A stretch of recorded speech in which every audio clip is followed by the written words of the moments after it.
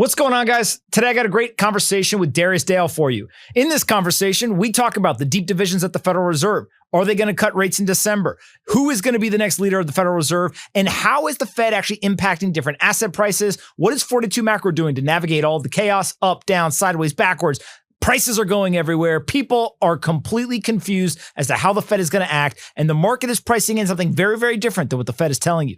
Darius is here to break it all down. He brings unique data, unique insights, and you are about to get smarter in the next 25 minutes or so. Here's my conversation with Darius Dale. All right, Darius, I thought a great place to start the conversation is the Federal Reserve. There is deep divisions. I think you agree with me. There's all kinds of people coming out. Some want to cut, some don't want to cut, some want to raise rates, some want to pause. And a lot of people are wondering who the hell is going to be the next Fed president or chairman here. What is going on at the Federal Reserve? Oh, thanks for having me again. It's always a pleasure to be with you and your wonderful community, Pomp. So I'll start by saying this is as divided as a Fed as we've seen in a really long period of time. I think you can go back to the kind of mid-90s, the last time we saw such deep division amongst the Fed. If you look at this first slide here, where we show the kind of this dispersion of opinion amongst the 19 FOMC market participants around the level of the neutral rate. Right now, there's about 11 different votes for what that level is, up from like a long-run mean of about 5%. So it's essentially saying, and the issue here is that as we approach what, the upper boundary of what some of the more hawkish members in the FOMC believe is neutral, that ultimately means that they're going to say, nope, I'm out. I'm out. No more rate cuts. No more liquidity. I'm out. And so that's part of the issue. And we can sort of see that dispersion again there on slide 2, where we showed the September dot plot, which is the most recent dot plot we have, with the neutral rate ranging from, I want to say, about 2.625% all the way up to neutral rate estimate, rather, from 2.625% all the way up to 3.875. So, I mean, it's a disparate world out there, and that dispersion is likely to cause the Fed to slow down in the coming months as it relates to incremental rate cuts. Now, when we see this playing out, a lot of it seems to be politics, at least in like national headlines and conversation. The Fed pick is definitely going to be politically driven. Even we see Stephen Myron and other people kind of going in and being very aggressive compared to maybe the people that they're replacing. Is that the only thing that's driving this? Or is there like what I'll call true economic disagreement outside of any sort of political viewpoint, and people are disagreeing on the inputs of data or maybe the impact of potential rate cuts or not? Yeah, well, there's both. I think in our opinion, we think there's both. It's pretty clear in our opinion that the Federal Reserve is a left-leaning organization based on its current composition of members. We saw that going back to 2020. We saw the Fed kind of adopt a secular framework for its implementation of monetary policy, which was this maximum and inclusive employment mandate. They kind of essentially took the mandate that Congress gave them and altered it in a manner that allowed them to run monetary policy way too loose. My apologies, way too loose. For example, if you look at the federal funds rate relative to the baseline tailable estimate, which is an estimate of what the monetary policy rate should be at any given time based on the output gap and the deviation from the inflation target. The Fed funds back then, in early 2022, it was about 1,000 basis points below what a baseline tailable estimate would have indicated at the time, and that is actually worse. That's more easy than Arthur Burns, which we all kind of know and celebrate as the most dovish Fed chair in history. So the Powell Fed took this maximum inclusive mandate, this new that secular framework, to essentially implement the most dovish monetary policy in the history of the institution, outside of the 9 years of yield curve control by Mariner Eccles and Thomas McCabe that ended in 1951. And don't forget, they took the balance sheet up to 36% of nominal GDP after, it was an average of about 6% of nominal GDP prior to the GFC. So this is a Federal Reserve that has already shown its true colors from the perspective of policy. Now, that's one reason why there's this debate and this dispersion among committee members. The other reason is more economic. It's really about the Fed's role in society and what the ultimate level of inflation should be in an economy with, very, extreme fiscal largesse. What the Fed funds target rate should be. You and I have been talking about for 4 years now that the Fed should revise its inflation target higher to 3%, not because we think 3% is a better outcome for the consumers on the bottom of the K. It's just that this is the new equilibrium level of inflation in the economy based on our secular inflation model. And as long as that is the equilibrium level of inflation in the economy, if they're trying to get to 2%, they're ultimately going to run monetary policy too tight for the low to medium income households, the small businesses, and the interest rate sensitive sectors at the bottom of the K. And that's exactly what we've got, by the way. So, it's both political and it's economic as well. So I don't know that we'll ever really truly know the answer to that. But ultimately, we think that if you go to skate where the puck is going, it's about resolving some of these disputes and differences. Now, on slides 3 and 4 here, you've got the neutral Fed funds rate, both the market expectation and the money market, and kind of where they're pricing this. Talk a little bit as to why is it fluctuating so much? Yeah, well, I think it's fluctuated so much because the economy's undergone so much significant change. Again, one of the things that our secular inflation model has done very accurately is quantify the amount of change we've seen in the economy relative to previous business cycles. And the change that we've seen in the economy relative to previous business cycles, not the least of which is the amount of cash on household and corporate sector balance sheets. I want to say in household sector balance sheets is about $10 trillion of cash in the form of checkable deposits and currency and money market fund exposure. That's up from about 3.5 trillion prior to the pandemic. Corporate balance, so almost a triple relative to where we were prior to the pandemic. We have a double in the amount of cash on corporate sector balance sheets to about 3 trillion relative to where we were prior to the pandemic. These are the types of changes that are happening in the economy that are essentially making it harder to figure out what the R star is. And R star is the real neutral rate that leaves the economy neither accelerating from a growth and an employment standpoint, nor accelerating from a inflation standpoint.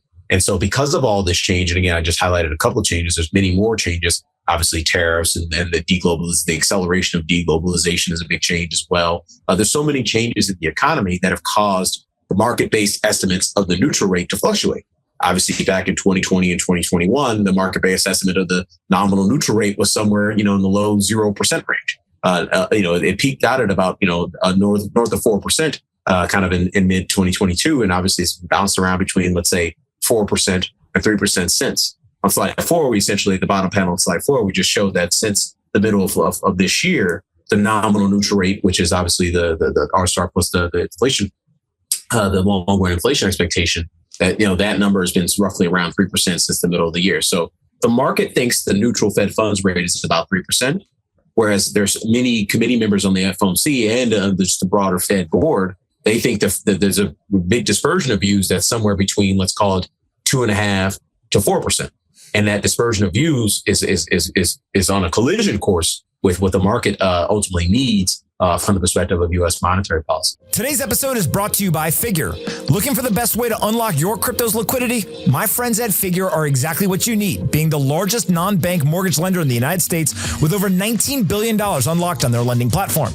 Explore their industry-low crypto-backed loans at 8.91% interest rates and 50% LTV. They differentiate themselves by offering decentralized MPC custody, which protects your crypto ownership in a segregated wallet. They've also recently launched liquidation protection, which protects you from liquidation during large price drops. Whether you're funding a major purchase like a down payment on a home, investing in new opportunities, or even buying more Bitcoin, Figure makes it a straightforward and transparent process. Visit their app or click the link in the description below to take out a crypto-backed loan with Figure today. Is the market going to win here? You've got a 90% chance or probability of rate cut next Wednesday? No, the market always wins. The market always gets what it wants. It's just about the path that the market takes to get there, right? The market can force the Fed's hand on supplying the rate cuts that it needs to help address the K-shaped economy crisis. And the market can and absolutely will force the Fed's hand if it determines that it needs balance sheet expansion to ease the funding, the developing stress that we continue to observe in the repo market. For instance, if you look at the spread between SOFR and the interest on reserve balances, on a trailing 3-month basis, that's a plus 12. That number shouldn't be positive at all. If we had appropriate and ample, what the Fed is targeting is called an ample reserves regime. If we had ample reserves, then that spread would be negative, because we would see GSEs and the other money market participants lend that they sort of have enough cash to sort of beat that rate down into a negative spread. But what it's ultimately that positive spread is essentially that trending positive spread is essentially saying that, hey, we're running out of cash in the repo market. And running out of cash in the repo market is, it's like the quote, risk happened slowly then all at once. And that's exactly what we saw in Q4 2018 in terms of the risk happening slowly and then all at once. And so It's our view, based on some of the commentary that we got last week from Treasury Secretary Scott Bessent and Fed Governor Steve Moran, that balance sheet relief is on the way. They're going to do something to expand the Fed's balance sheet in the coming months to address some of the liquidity, the tight liquidity conditions that we continue to observe in the repo market. They call what they essentially float with this new term, this acronym, Reserve Management Operation Purchases, which essentially, from our perspective, based on the limited stuff we know now about the program, is essentially like perpetual QE. Now, if it's done, will it be done in enough size and scope and in enough time, or in a quick enough time to kind of sustain the current risk on market regime? We shall see. But the reality is, it's coming, and so as investors, we just have to be patient and understand that the Fed is going to come save the day, as it always does. Now, the market is saying that this is the last one for the most part. We're going to get this Fed rate cut, and then sayonara. Marcus does not think that we're going to get a rate cut at any point next year. What's going on there? Yeah, well, this is the issue. Going back to where we started the discussion, this dispersion of views amongst policymakers on the FOMC is contributing to a tepid pricing in the U.S. dollar money markets. And so, if you look at the Fed funds futures curve in terms of what's being priced in beyond next Wednesday's FOMC, which is a roughly 90% probability that they cut, there's not a greater than 50% probability that the Fed cuts at any meeting beyond that at all. Now, on an accumulated basis, the rates are gradually going down in terms of the floor Fed funds rate. The minimum value on the overnight index curve, overnight index swaps curve, or the minimum value on the Fed funds futures curve is still lower than where we're going to be next Wednesday. But the reality is, it's now a very officially open debate at every single meeting from next Wednesday as to whether the Fed should continue easing monetary policy in the form of interest rate cuts. And so what we're likely to see in the coming months is a divergence between the balance sheet policy and the policy rate policy, in the sense that it's going to be incrementally harder for members of the FOMC to support incremental rate cuts. But it may be the case that the repo market, the funding stress that we continue to observe in the repo market, forces the Fed's hand on balance sheet operations or balance sheet expansion in the form of reserve management operations purchases, aka perpetual QE. Now, you talked earlier about this K-shaped economy. Something that I think people are probably not as aware of is that there's a lot of data that suggests the bottom of the K has been in this recession. It's 3 years, I think, according to you. Talk a little bit about that kind of bottom end of the K and this 3-year recession, and how, you got a couple slides here that basically say it's not going to stop anytime soon. Yeah, no, look, we are on the bottom of the K, my friends. So I would say, or not we, as someone who grew up on the bottom of the K, the very bottom of that K, I know what this feels like. And so when you look at these statistics, these are aggregate economic statistics that I'm about to explain. And it shows the kind of the depth of the recession that we are observing for the household, low to median income households, small businesses, and the interest rate sensitive sectors at the bottom of the K. So on the first chart, we show the top panel on the first chart shows the under 35-year-old home ownership rate in the country. That's 36.4%. That has declined by 4 percentage points since the peak in 2020, and it's declined by 7 percentage points since its all-time high back in 2004. So it tells you that where the millennials and Gen Zs are falling further and further behind from an income and wealth accumulation perspective, so much so that we're essentially getting towards all-time lows in terms of the under 35-year-old home ownership rate, or at least recorded history lows. If you look at the second panel where we show the credit card delinquency rate at 12.4%, that's up about 5 percentage points since the low in 2022. 12.4% for the aggregate credit card delinquency rate in the economy is almost on par with where it peaked out at towards the tail end of the global financial crisis and Great Recession. That's a problem. Another problem is the auto loan delinquency rate, which is now 5%, which is up a little bit over 1 percentage point since its trough in late 2022 as well. That number is essentially at an all-time high, which is consistent with the level that we saw in the GFC in the Great Recession. Similar dynamic with the student loan delinquency rate. So what we're essentially highlighting with these statistics is that these aggregate statistics are so, the recession at the bottom of the K is so deep and so bad that we are seeing the aggregate statistics, which include the rich people like us, by the way. There's the aggregate statistics are bad enough to be on par with the global financial crisis and Great Recession. So that's obviously one big issue. Another big issue is that when you kind of zoom into just the corporation side of things, what we show on slide 8 is that, really since if you index it to the end of 2020, we've seen a significant growth, outpacing of growth for debt for large companies relative to small companies. Large companies have accumulated about 34% more gross debt since the end of 2020. If you look at the Russell 1000 index relative to Russell 2000 companies, which are small cap companies, they've only accumulated about 16% of gross debt since the end of 2020. And that's not, it's almost kind of very unfair because obviously it's made it a lot harder to grow if you're a small company. If you look at the free cash flow for the large companies, that's grown about 38% since then, whereas the free cash flow for smaller companies has declined about 56% since then. If you look at the operating margins, we've seen growth in the operating margins, for the large companies. We're currently at 14.4% versus an average of about 13.2% since then. Whereas the small companies, their operating margin has actually declined.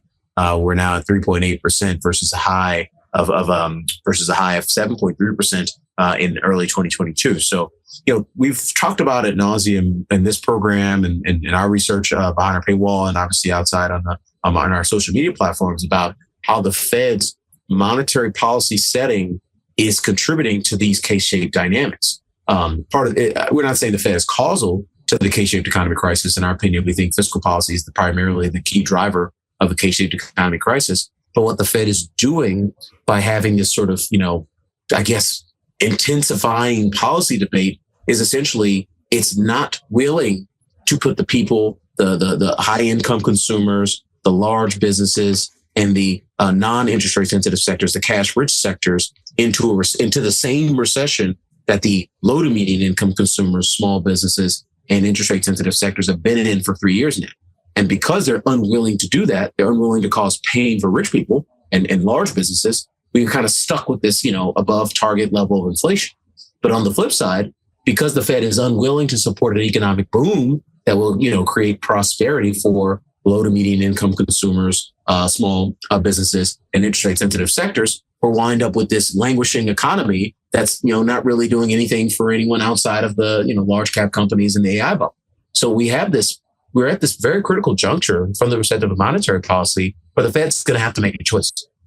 And we think the Fed will make a choice in the context of the next Fed chair and the thought leadership that they're going to have to come armed with to change the minds of their colleagues on the FOMC and ultimately perhaps change the way the Fed operates. We might see some structural regime change at the Fed in the same way we saw in 2020 with the maximum and inclusive employment, mandate, which ultimately, in our opinion, helped contribute to the 40-year high in inflation. We may see something like that, but in reverse, in the direction of this kind of America First populist economic agenda. And this is how it's going to look. This is how it's going to look if I were advising Kevin Hassett, who's likely to be the next Fed chair. One, you come in and say, hey, it's unacceptable to have a K-shaped economy. We got to get the Fed on board with supporting growth. And by the way, we're about to go into a productivity boom, a disinflationary productivity boom because of AI. So we don't have to be as worried about inflation. And if you look at the pricing of the inflation swaps market, that seems to be where we're headed anyway. So I think there's plenty of credible forward-looking arguments for why the Fed should undergo structural regime change and is likely to undergo structural regime change. Now, you guys have a bunch of internal models that you guys run. You've got this positioning model that really measures the momentum or reversal of momentum. What is that telling you guys right now? Today's episode is brought to you by DeFi Development Corp. Global wealth today exceeds $500 trillion, yet crypto still represents less than 1% of that total. DeFi Development Corp, NASDAQ ticker DFDV, offers investors a new way to gain exposure to one of the most disruptive technologies of our time, crypto infrastructure. As crypto and TradFi veterans, the DFDV team is building the first Solana-focused public treasury. They're accumulating SOL to give shareholders direct exposure to what they believe is the definitive crypto infrastructure poised to capture a significant share of the $2.4 trillion in revenue generated from global value transfer each year. DFDV believes Solana is positioned to disrupt the world and aims to provide investors with one of the most levered ways to participate in that upside by tapping into capital markets fundraising, leading the way in on-chain innovation, maximizing yield, and launching similar public vehicles in key international markets. To learn more about why DFDV believes SOL represents a transformative opportunity and why DFDV is the best way to capitalize on it, visit dfdv.com/pomp. That's dfdv.com/pomp. Yeah, well, I'll tell you right now, based on what our positioning model is currently signaling, we darn well better have structural regime change at this institution, Powell, because markets are going to collapse. They will collapse. And the reason we say this is that when you get to this point in the positioning cycle with such crowded bullish positioning, as indicated by the 8 positioning cycle indicators there on the right side of that table there on the right, those 8 positioning cycle indicators most correlate with the full market cycle. The ones to the left tend to correlate with kind of the shorter term tactical movements in the market, and they're helpful for making shorter term tactical market calls. The 8 indicators on the right tell you if you're at the bottom of a bear market or at the top of a bull market. And 7 of the 8 are telling you you're at the top of the bull market. And so what that means is that you need to accumulate good news to continue the market's uptrend. And it's likely to be the case. If we get structural regime change at the Fed in the same way that we saw, not in the same way, but in a similar manner to what we saw in 2020, then yes, that monetary policy cycle dynamic, which will ultimately have a positive impact on the growth cycle as well as the liquidity cycle. You've check with monetary policy growth and liquidity. Markets are going to continue going higher and blow right through this level of crowded bullish positioning. The problem is if we don't get the structural regime change at the Fed, if we don't get the reserve management operation purchases, and if interest rates get stuck where they are because there's such a dispersion of views amongst FOMC participants regarding the natural rate of the Fed funds rate, the R star, then we're going to have significant problems because you cannot start to accumulate bad news from this starting point of crowded bullish positioning in the position side. Now, you also have the KISS model that you have been working on a long time. We've talked about for many years now. What's that telling you? Well, I'll tell you what, this is probably one of the best years I've ever had as an investor. Yeah. But the key takeaway from what's say it again, Darius. What'd you say? This is one of the best years I've ever had, both on a raw and absolute, both on an absolute return basis and risk-adjusted return basis. At no point in 2025 did my account decline was my account underwater from where it was in December 2024. At no point. Is that good? But that's neither here. We're not here to brag. We're here to educate. And so let me explain where we are with regards to KISS currently. KISS has been 0% Bitcoin. And the reason I'm bringing this up is because obviously we're a Bitcoin focused program, and I myself being a Bitcoiner, I think it's important to kind of highlight how KISS is risk managing some of these drawdowns in the asset class. KISS took us down to from its maximum exposure of 10% Bitcoin to half of its maximum exposure of 10% Bitcoin on October 30th. So we went to a 5% position and then went to a 0% position on November 7th. From November 7th to the lows of 2020, November 21st, there was about a 23-24% drawdown that was avoided from that perspective. Now, eventually, if Bitcoin starts to gather some more momentum and its volatility adjusted momentum signal really starts to improve, then KISS will start to increase its exposure to Bitcoin, let's say going back to 5% and ultimately back to 10%. And that's exactly what I expect to happen. Our modal outcome is that we are headed for structural regime change at the Fed, that we are headed for reserve management operation purposes. And so ultimately this, very effective, this most recent incredibly effective pivot by KISS to risk manage the Bitcoin drawdown and chop off the left set pie to the left tail of the distribution, which is exactly what KISS is designed to do. It's going to give us an opportunity to compound returns from higher net asset value from where we initially sold the position. So just wanted to highlight that most recent KISS pivot with regards to Bitcoin, because ultimately, I think there's two schools of thoughts here. I think that if you, the older you get and the more money you have and the more, I guess, life risk you have, whether it be elderly parents, kids in school, kids in college, and just general life risk, the more it becomes important to avoid volatility drag. And what we mean by volatility or drag is that spread that negative delta between what you would have made had you managed risk versus what you make if you're a buy and hold investor. And so we continue to highlight the power of what we built here in terms of KISS. And I'll finally end on this last slide, on slide 11. Dr. Mo.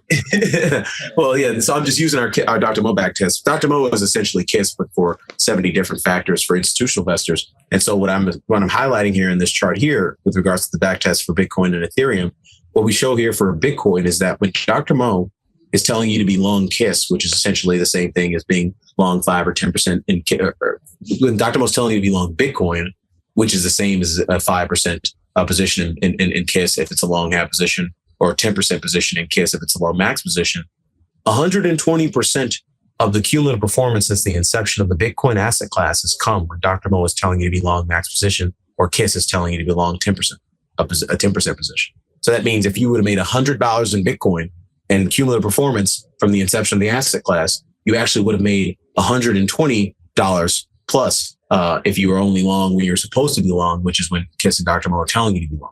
That same statistic is 333% for Ethereum.